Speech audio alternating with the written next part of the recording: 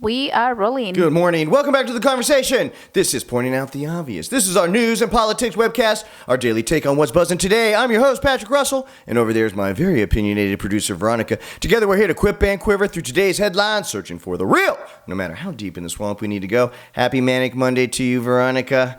All right, let's start this train ride quick. It bears repeating, Veronica, that another independent study has come out to prove, or at least strongly suggest, that pot does help the human body in protecting against COVID-19. Apparently there's this part of weed that we call CBD, which is pronounced cannabidiol, which is the component of weed that actually provides that pain relief, that anxiety relief, but it's not the THD part of weed that gives you that mood or mind altering element. It's just that part that helps with the pain relief. Apparently, that particular component is also the one responsible for inhibiting the COVID-19 virus, those little pokey protein spikes that are allowing it to enter into the human cell. It prevents a very important critical mechanism for the infection of the human cell. It blocks it, if you will. And now, from the University of Chicago down to UCLA to now even 7 active clinical trials that are underway to prove that pot does indeed have a clear medicinal benefit, especially against the COVID-19 pandemic. From a younger generation's perspective, Veronica, would you smoke more pot if your general doctor supported the idea that it does help against COVID-19? Your thoughts?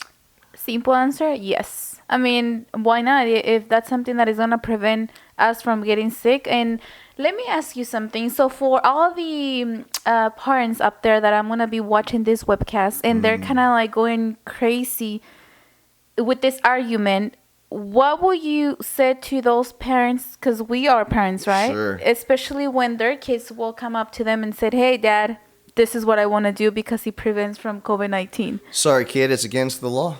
Remember now, it's just like a pack of cigarettes. It's just like a 6-pack of beer. It's just like voting.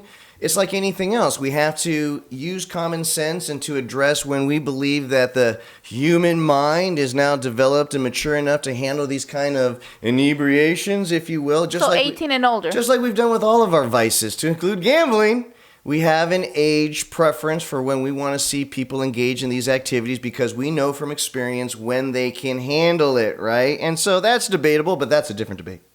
What I'm asking for is some general consensus on the fact that, once again, marijuana, Mary Jane, something that's come from the earth, something that was been provided to us by nature itself, that it is proving to go against any of these social problems and these social, misconceptions. I just want to break through all of those misconceptions. It's not a low-end drug. It's not a gateway drug. It's just simply another distraction in life, a diversion in life like anything else that needs to be used responsibly like anything else. And I just really feel like this now might be the breakthrough that the industry needs in order to now, we're not worried about the 18 and under crowd. Are you kidding me? The industry can make billions of dollars just by, catering to the legally aged adults of our country or of the world. So, of course, we're not,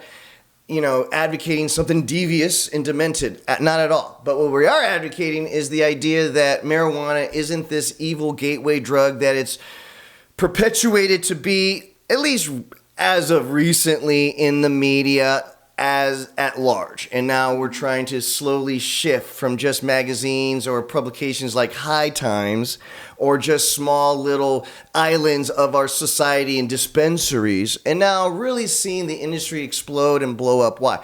Well, because a connoisseur of myself, like I am myself, I'm looking to see the industry develop.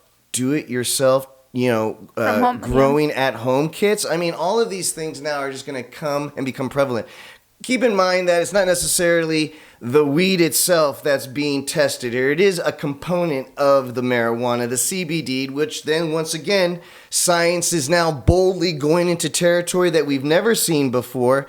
And how about just a green pill called the COVID-19 weed pill, where you don't get the actual euphoria or any of the mind altering or mood altering aspects of it, but you do get that component of marijuana that actually helps prevention of COVID-19. I mean, that alone could definitely propel the industry into now allowing having the banks have more confidence to start allowing loans, to start allowing for the credit cards and for debit cards and for all of those third-party merchant processing to now take place in the industry, which will now allow it for what bud bars, beautiful little bud oases that like you have like these vacation spots now that are kind of like themed related towards marijuana. I think that there's an explosion, a renaissance in this industry that needs just one fair weather push from a good story from the medical community to really make it happen. So final point. Patrick and I were watching the news a couple of days ago, and we saw this beautiful building. I guess that it was just so you can go in with, I guess, your medical card and then the dispensary that we went to was so nice. I mean, it was really plush. nice. It looked like an Apple store. It was wall-to-wall glass. It had beautiful digital displays and kiosks for the inside that had real-time pricing and what they had as far as a supply and inventory, menu. It was beautiful. I think that's what you said about changing the mentality of like, this is not. I guess from ghetto society, to like fancy. Ghetto to fancy. That's right. From rags to riches on the weed side. Guys, there's no right answer. There's no wrong answer, but there definitely is your opinion. Please don't just subscribe to the channel, even though we will be doing this back and forth on a daily basis, but lend your voice to the show. It'll make it a whole lot more fun. Guys, remember, it doesn't matter if you lean to the right. It doesn't matter if you lean to the left. As long as you're treating the person in front of you kindly, you just made the world a better place. Happy Manic Monday, everybody.